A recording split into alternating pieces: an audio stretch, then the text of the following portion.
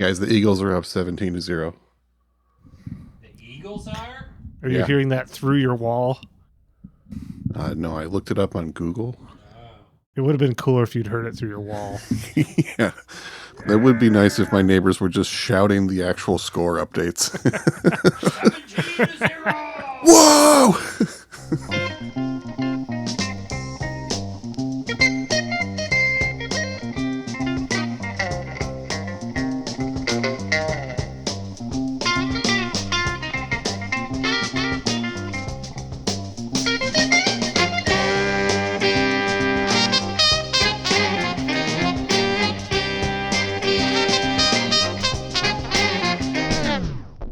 Welcome to I'd Buy That for $1, a podcast about inexpensive, common, and underappreciated records that are waiting to be rediscovered.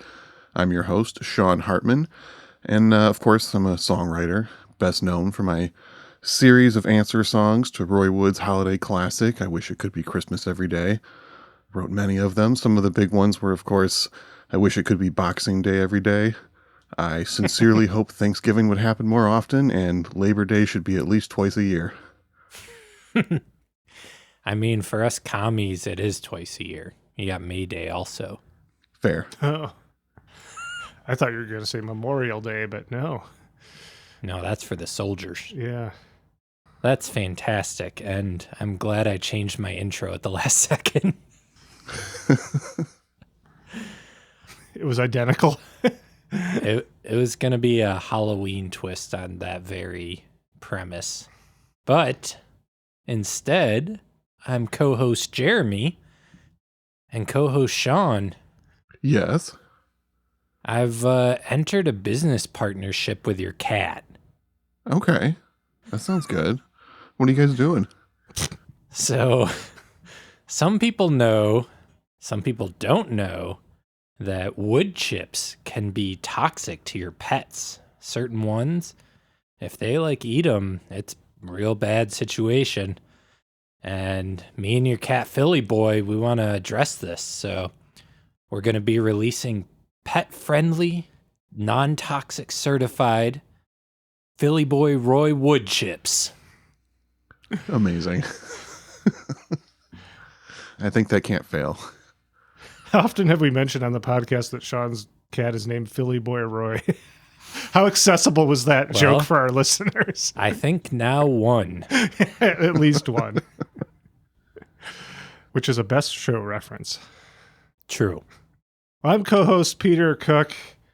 Let's just get into the music. I'm really excited about this artist. Ruggles, play me a track. Something to make my hair grow back. Oh, I think it's too late for both of us, Peter. Yeah, that's true. Well, I will play you some tracks from Roy Wood's Boulders album. Not Boulder, Colorado. Boulders. Yeah, plural. This ain't no John Denver stuff. Yeah, I know. Not this time. Not this time. And I want to start with the first song on the album, Songs of Praise, Side A, Track 1.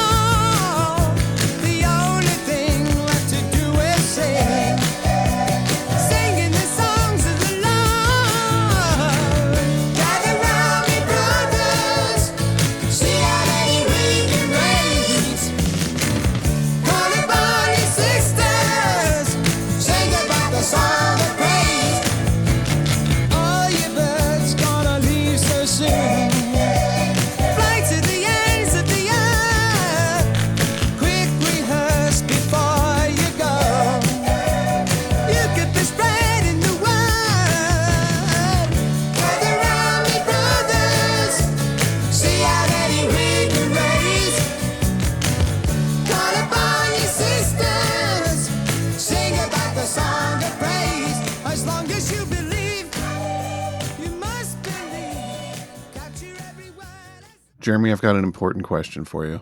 I thought you might have some questions after that. So many questions. Well, so we know from this podcast that you like it when the singing is good, but you hate when the singing is done by a group of children. How do you feel when the singing is done all by the lead singer in various strange pitched up versions? Well, as long as that singer's not a child, I'm all right with it, clearly. Okay, so it can have childlike qualities to the affected vocals as long as it's not actually a child. Well, and if there's like a hint of sarcasm to it all. Ooh, interesting. The critical ingredient to keep Jeremy Ruggles interested. That's something about the backing vocals on that track that every time I listen, I think, what exactly was he going for? You can tell he's affecting his voice multiple times, overdubbing himself, knowing that he did all those voices. You can tell he's trying to go for something, but is it supposed to sound like women? Is it supposed to sound like children? Is it supposed to sound like a variety of people singing together? It's just Roy Wood featuring the Chipmunks. It does kind of have a chipmunk quality to it. And it's definitely being the opening track on this 1973 release by Roy Wood, his first solo album, his debut solo album under that name, Roy Wood, correct? Correct. It's the question going into something by Roy Wood, knowing what you know about him, is how long until things get weird? How long until something feels off or eccentric or quirky? Yeah, and the answer is basically instantly, because when you put this album on, the first thing that happens is you think, wait, did I start it wrong? Is it not hooked up? Why am I not hearing anything? Yeah, is this a gospel song? Yeah, what's happening here? Yeah, that long, slow fade in, and then you're just off the rails, but in good hands at the same time. Capable hands, at least. In Roy's capable hands, yes.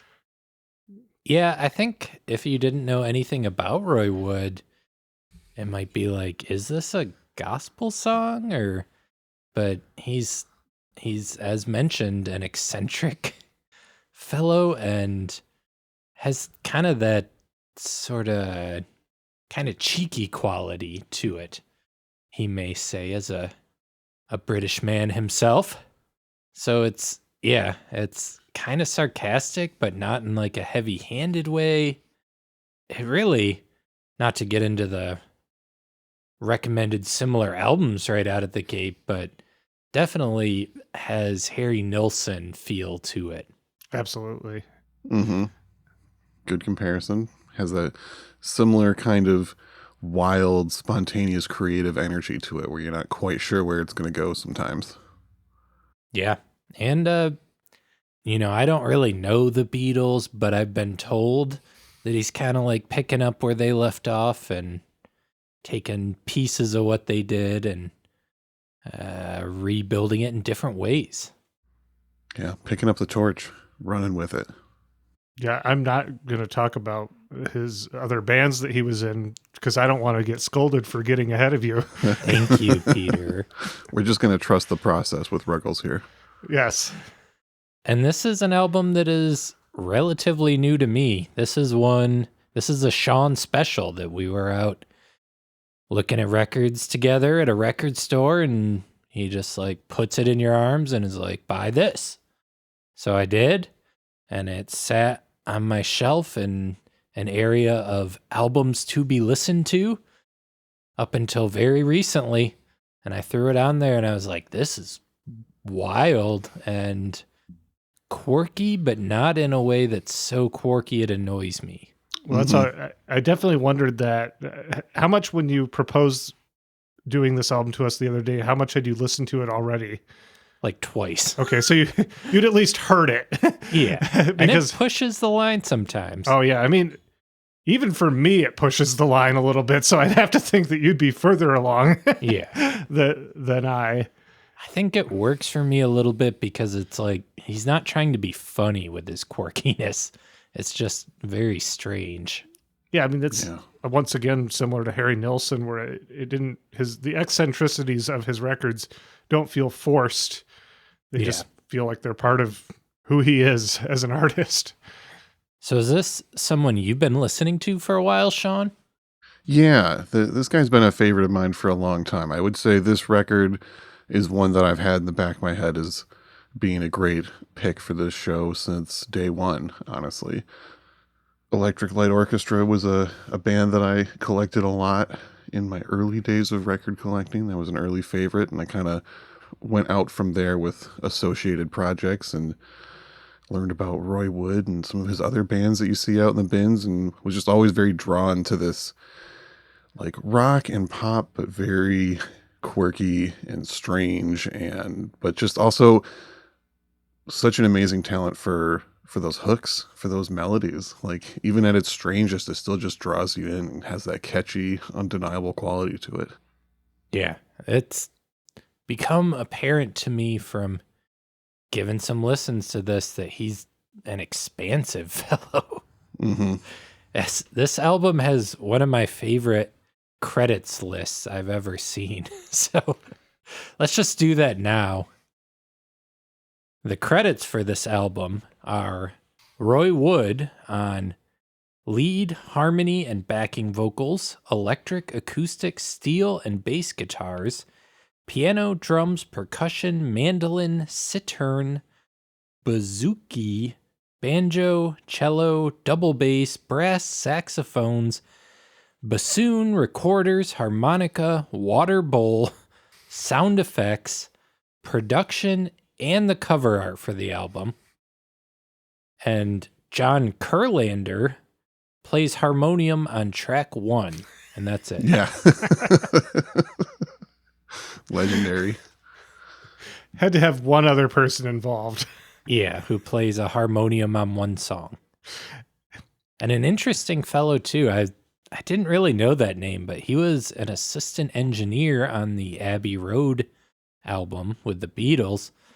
He made a career of recording orchestras for like huge rock and pop bands. Like almost any time there's like a big orchestra in a song, it was probably him recording it. And he also mixed the Lord of the Rings movies. Whoa. He was the mixing engineer on those. Yeah. Interesting fellow. Real behind the scenes player. Yeah.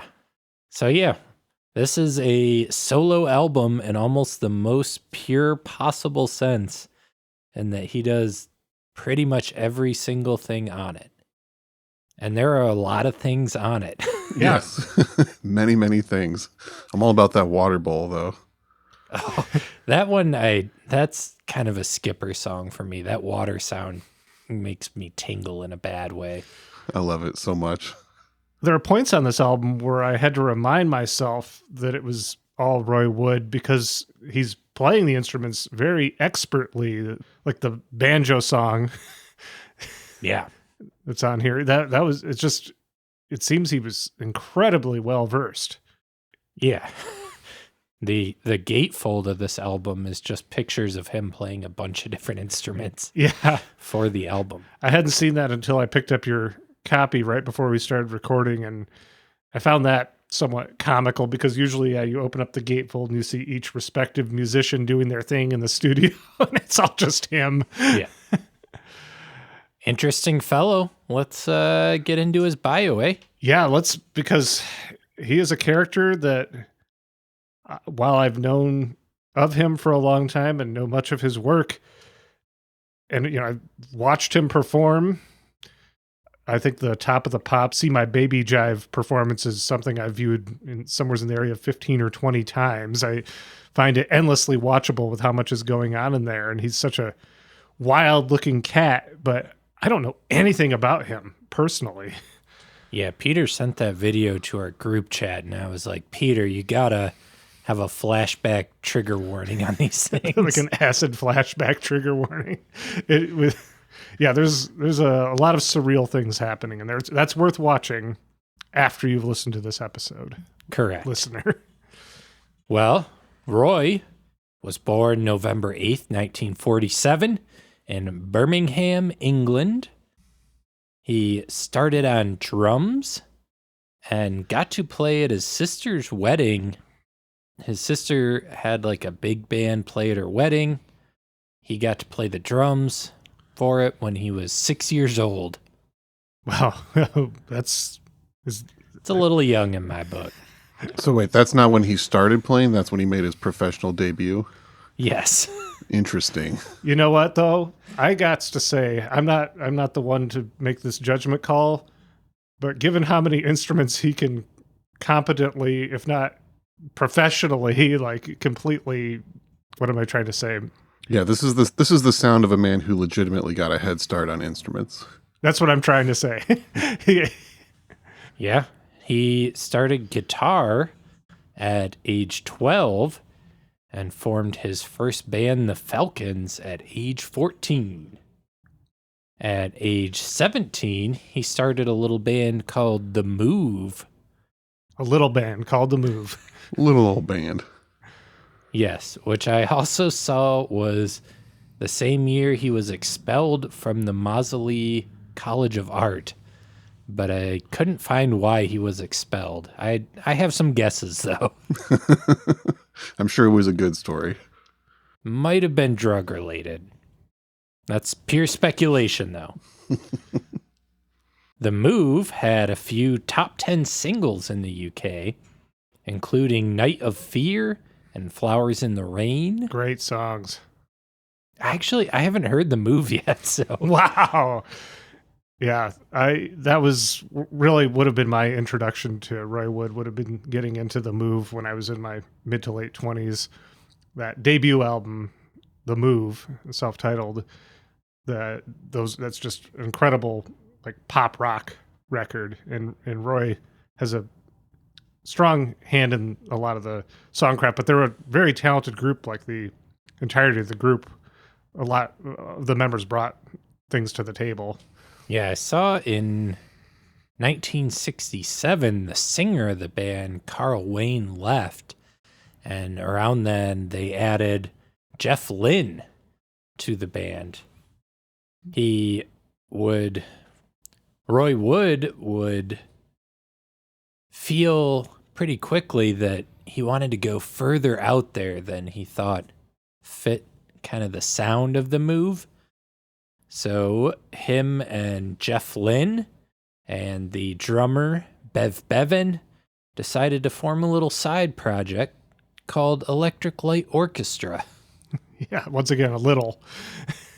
Yeah, The Move were more of a mod band, and I'm sure many people are familiar with Electric Light Orchestra.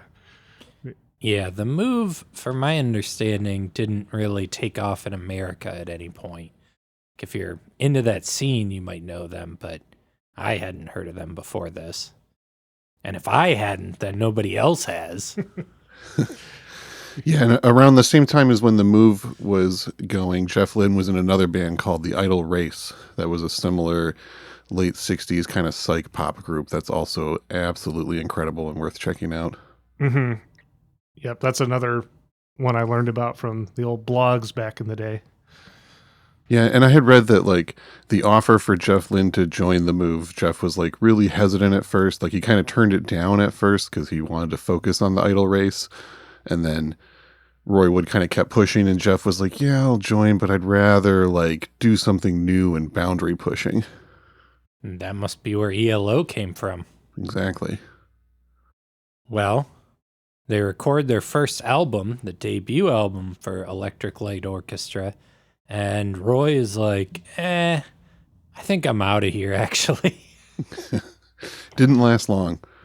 Yeah, from what I saw, he mostly blamed the manager for them, Don Arden, who Roy described as crooked and like a wannabe gangster kind of guy.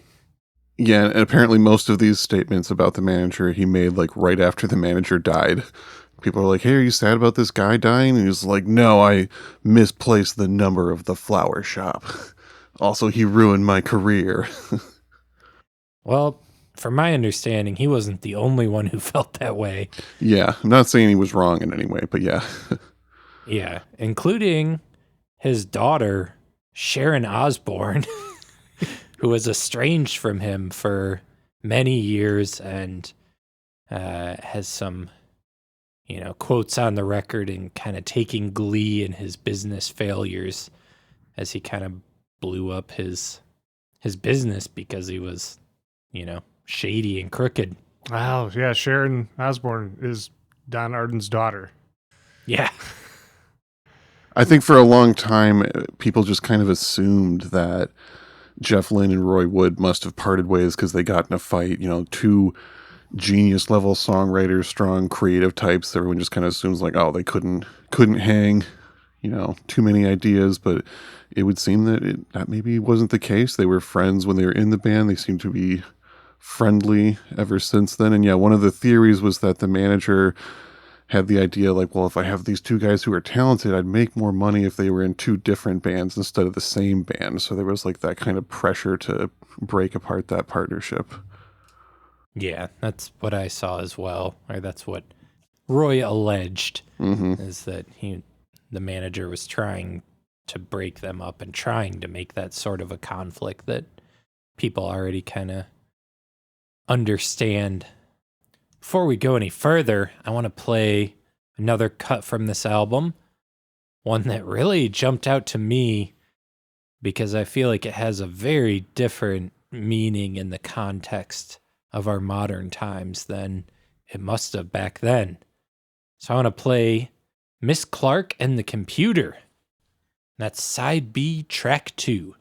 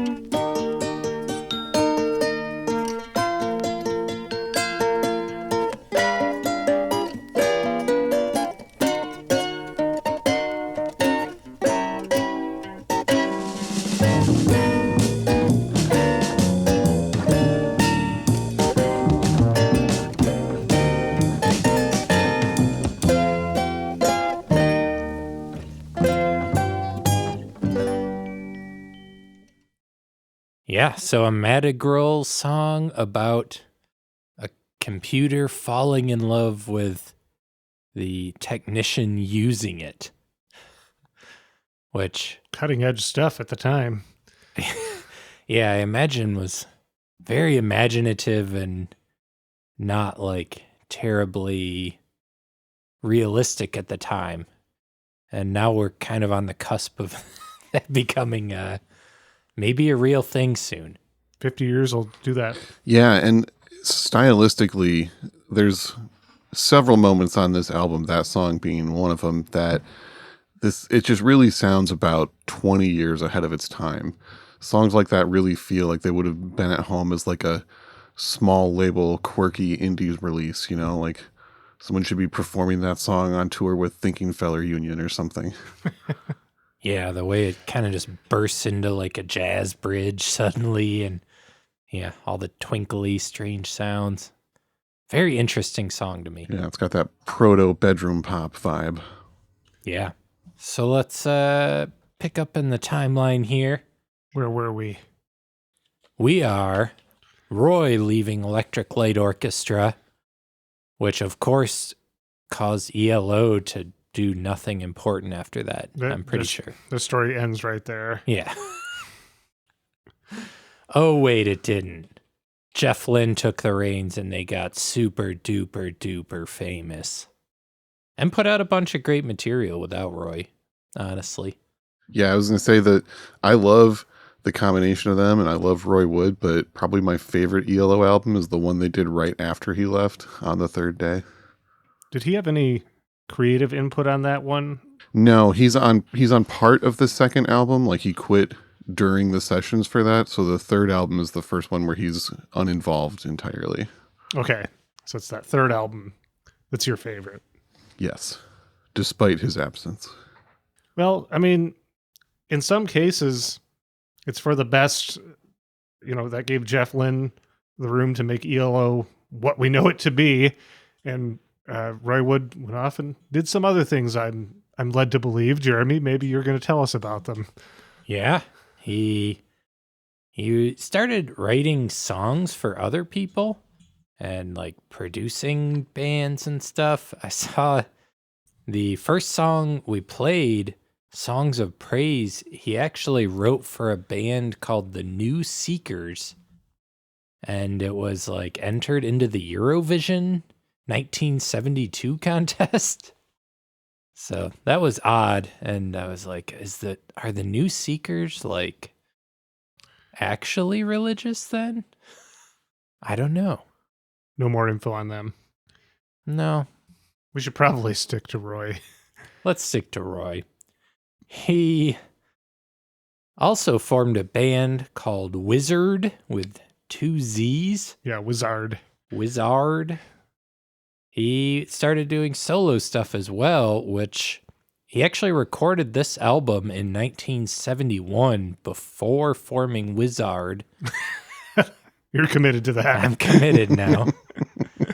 And then they shelved it, the record label, for a while, so it didn't actually come out until 1973 because of the success of ELO's first album. They were kind of like holding it off for whatever reason. But well, and it looked to me like the recording dates for this album went back as far as 1969 through 71. yeah, it was done and ready to go in 71. Yeah. So, I mean, I guess if he's playing every single instrument, it's going to take some time, and he's doing other bands. Yeah, like multiple other bands. Yeah. And recording the Wizzard debut album, Wizzard Brew, that came out like within a month of this album, Boulders. Now, did you get a chance to listen to much Wizzard in preparing for this? I did not, other than the video that Peter sent me of See My Baby Jive. Wizzard stuff is great. I realize that that's kind of what I know. A lot of the Wizzard stuff more than I think I knew stuff that was under his name as just Roy Wood. I have a collection that I got while I was in Norway a couple years back now. That's like a UK singles collection, but it's a variety of bands he was involved in that are all collected in one spot. You know, Roy Wood singles all in one spot. And I think that it was more Wizzard than Roy Wood solo, at least at a glance. I would also like to point out that the second Wizzard album is probably one of the most misfiled records in a record store, because their second album introducing Eddie and the Falcons was like a concept album for a fake band kind of thing. So most people often file that in the E section thinking that the band is actually called Eddie and the Falcons. Yeah. But it's Wizzard. That's how I learned of Wizzard, is we were going through the bins in the project that we often refer back to, trying to just figure out what was in stock at the record store. We were looking at the record store that we were working at together many, many years ago now. Mm-hmm. And we came across that Eddie and the Falcons, and you said, wait a minute, I just looked this up. This is Roy Wood's Wizzard. Yeah. My life has never been the same. I think I went home that night and punched it in and saw the See My Baby Jive video, and I was probably not my best self, and I saw his wild war paint look that he has, and I thought, what on earth? This is a beautiful song, and this man scares me. Yeah. Exactly. And you've never been the same since. A real turning point in the life of Peter Cook. Yeah, that was probably 11, 12 years ago now. Yeah, Wizzard actually had a handful of hit singles, including Ballpark Incident, See My Baby Jive, Angel Fingers, and I Wish It Could Be Christmas Every Day, none of which were included on their first album, Wizzard Brew, or the subsequent album, introducing Eddie and the Falcons. Go figure. Got to keep things difficult, right? Yeah, that is his way. The song I Wish It Could Be Christmas Every Day, I guess, is like still commonly played in the UK. Yeah. Yeah, he really, I think he's much more recognized in the UK than in the US. The video for I Wish It Could Be Christmas Every Day is also an acid flashback piece of wonderful early 70s pop culture. Ooh, I'll have to check that out after this. I didn't watch the video for it. Yeah, new Christmas tradition for you. It was enough after See My Baby Jive, right? Yeah. You were good there. His first solo album, Boulders, the featured album today, was hyped by the record label as potentially changing the face of pop music. It was critically acclaimed upon its release, though it really wasn't too much of a commercial success. Yeah. I mean, I'm nothing against this record, but I don't know that I would view it as being a sea change moment in popular music. Yeah. I mean, even talking about how it's 20 years ahead of its time, it's not like if it was released in the 90s, it would have been a huge hit, most likely. Like, it could have been an underground classic in the 90s. Like, there's no real point where this album is topping the charts and changing the face of music. No, I don't think there's an alternate timeline where this is Boulders is Nevermind. Yeah. But I would like to think that a lot of those 90s people maybe knew this guy and this album and were taking a little inspiration from it. Oh, that I don't doubt. I think Roy Wood is very much a cult musician that a lot of people who are deep in it respect and look to for inspiration. Yeah. From the release of this album, Roy put out 3 more solo albums in his music career, 1 more Wizzard album that we mentioned. I guess there was a 3rd Wizzard album that got shelved because they decided it didn't have any commercial potential. Shocker. Yeah, and from what I understand, that band was really difficult to keep going because there were so many members. It was just an expensive group to put in a studio or take on the road. Yeah, he loves his orchestral sound with lots and lots of things going on. He was a big fan of Phil Spector's wall of sound approach. Mm-hmm. Oh, yeah, you hear that in a lot of his work. Yeah. Yeah, and his popularity fades as the 70s come to a close. He does some one-off songs here and there and puts out his last solo album in 1987, Starting Up. Yeah, I was surprised to see that for someone. He's still around. I didn't realize. I guess I assumed that there was this whole like giant, massive catalog to dive into, and that was not the case for how prolific he was for a good 6 or 7 years. Yeah, he was going nuts in the time of this album, and then, yeah, it looks like kind of switched to producing stuff more so for a little while, and then just kind of stepping away. Unfortunately, I learned this, so now you have to learn it.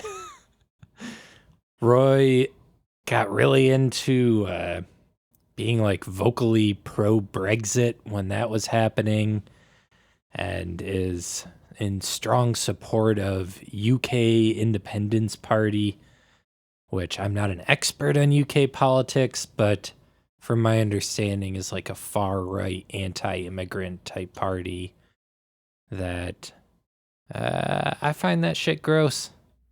Yeah, that was a bummer to see that as the footnote at the end of his Wikipedia page. just in the middle of all these, like, so influential, so amazing, like, creative genius, and in his later years, right-wing politics. Yeah, it's like, you don't want to read too far into the Van Morrison bio. Yeah. Something's in the water out there. Our elder musicians from the UK.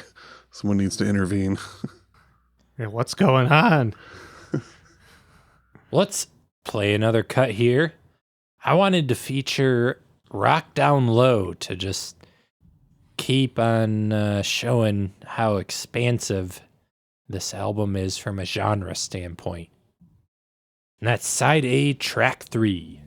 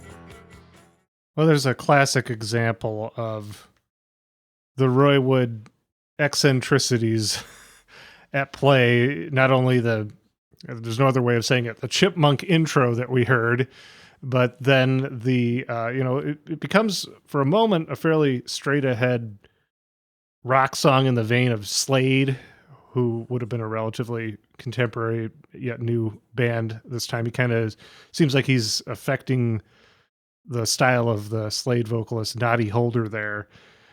But then right in the middle, you get what sounded like a cello solo.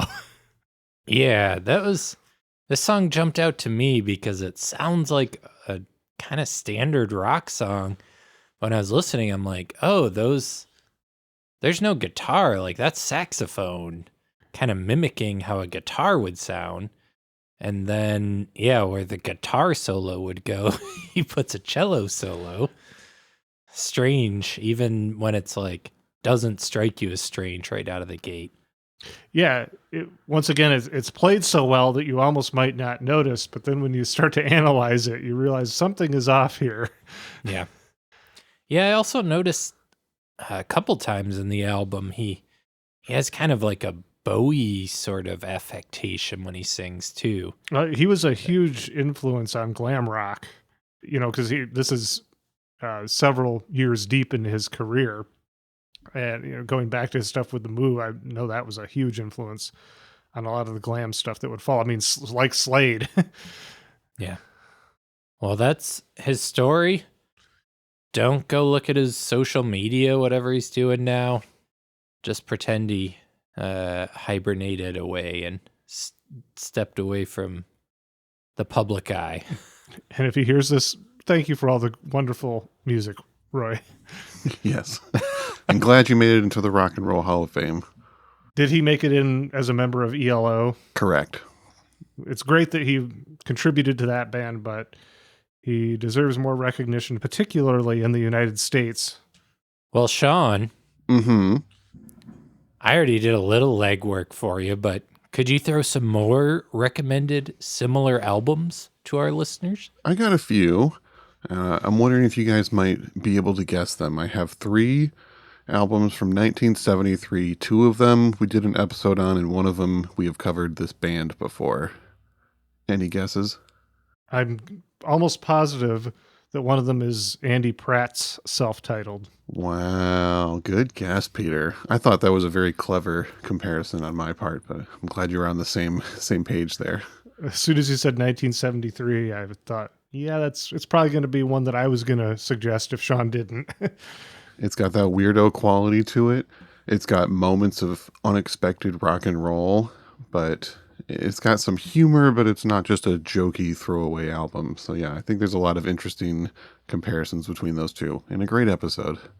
Yeah, that was fun. That was going back to season 1, I think. Yeah. All right. Any more guesses, or you want me to just tell you the other 2? Is Todd Rundgren one of them? Absolutely. A Wizzard, a True Star, 1973.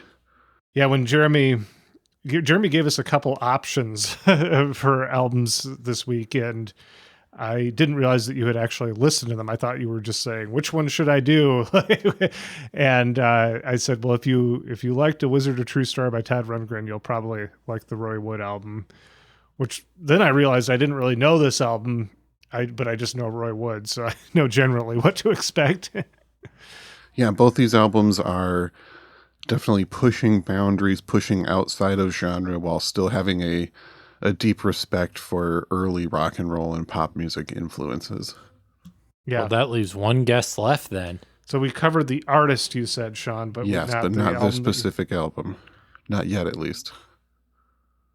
That's so many options there. It is from 1973 as well? It is. Debut album. Ooh. I think you're just going to have to tell us. Yeah. All right. Well, yes, if we were talking about idiosyncratic rock and roll influenced debut albums from 1973, then of course we have to talk about 10cc and their self-titled debut. Oh, yeah. Yeah, I could definitely see that. I kind of was already thinking about them in terms of them parting ways a few albums deep, with the Godley and Cream guys going off and doing their thing. And the other 2 guys, was it Graham Goldman, and the other guy's name escapes me, but them continuing to do the 10cc stuff. I think that was the right choice for both of those groups of musicians, the songwriting partnerships there. Yes, I agree. And Eric Stewart is the guy you were thinking of. Thank you. I feel like the song Rubber Bullets could have just been on this Roy Wood album and no one would have noticed any difference. It wouldn't have been out of place at all. Yeah, or Donna. Yeah, exactly. Well, very good, Sean. Thank you so much. Listeners, this is the point that we would normally tell you that if you like what you hear, you can always go on over to patreon.com/I'd Buy That Podcast to support the show. You get some more bonus content in return. And that is still the case. You can do that. You can go over to patreon.com/I'd Buy That Podcast. However, we're changing things up over there. We're changing things in general. Our Patreon, beginning in March 2025, we're going to reduce the tiers available there, just due to commitments that we all have in our life outside of the podcast. We know that many of you only hear us doing this, but we have lives outside of it. Yeah, we make $0 each from doing this, and we've been grinding every week pretty much for over 5 years. So you're literally not allowed to be mad at us. Yeah. Because we're also still going to do it. Yeah, we're going to keep doing this. We're going to keep doing the Patreon, but the Patreon is going to now simply be the $1 tier, which is the early access tier. You'll get the episodes a few days in advance of everyone else getting them. And then we'll have the $5 tier, which is the bonus episode tier, where every month we do a bonus episode on a 45 or something along those lines, different from the regular episodes where we do full albums. We are eliminating the $10 mix tier as well as the $25 vinyl tier. We just do not have the time to commit to taking those on every single month anymore. Of course, we thank everyone who has supported us at those levels, and we hope that you continue to support us at these reduced tiers. We will, of course, if you're hearing this for the first time, listener, and you're a supporter at one of those levels, check your email. We'll have sent information on how to continue to support the program. We are also going to be reducing the amount of regular episodes that we produce. We are finding it harder and harder to keep up on doing these weekly. So starting in March 2025, we are going to every other week with new episodes. Yeah, and that's not we're cutting it back and then a month later the show's just going to be over and quitting. We're trying to keep this sustainable and keep it going for a long time. And it started to become apparent that if we keep up at our current schedule, it was not going to be too much longer before we were burnt out and ready to be done. And we just don't want to do that. We love this podcast. We love the listeners and fans, and we want to keep it going at a sustainable pace as long as we possibly can. And I'm going to take a wild guess, listener. Yes, you probably haven't listened to every episode. There's over 250 episodes. You can always go to the other ones. Yeah, take your pick. There's so many to go back to, or you can listen a second time. Some people say they're better the second time. Yeah, and if you've somehow worked through all those main feed episodes, there's a whole lot of bonus content that we still have up, and we're still going to be making new 45 episodes in the future. Yes, that will continue. So thank you for bearing with us as we make some adjustments here, but we really want to keep this going. We want to keep talking to you about inexpensive, common, and underappreciated records that are waiting to be rediscovered for as long as we can. And with that, shall we wrap things up on Mr. Roy Wood here? Yeah, let's wrap it up. I wanted to feature Dear Elaine, which was the only kind of single. I guess it hit like top 20 UK charts, but yeah, none of this charted in the US.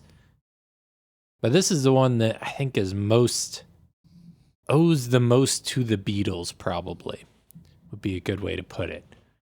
Yeah, which, again, it all kind of goes back to Harry Nilsson being a good comparison. Quirky guy that really liked the Beatles and kind of carried on what they did after they were done. Yeah. Well, very good. Again, thank you, listeners. We will be back next week at the beginning of March 2025 with another episode, and then from there, every other week. So, again, we thank you. And with that, let's get out of here. I'm co-host Peter Cook. I'm co-host Jeremy. And I'm co-host Sean Hartman. This is Side A, Track 5, Dear Elaine. And I just wanted to say also, I wish it were Halloween every day. Every day? What about every other day? Twice a week? That's a more reasonable scale. Okay. All right. It's a good thing that you didn't waste the time that you'd spent coming up with that one. You got to use it at the very end here.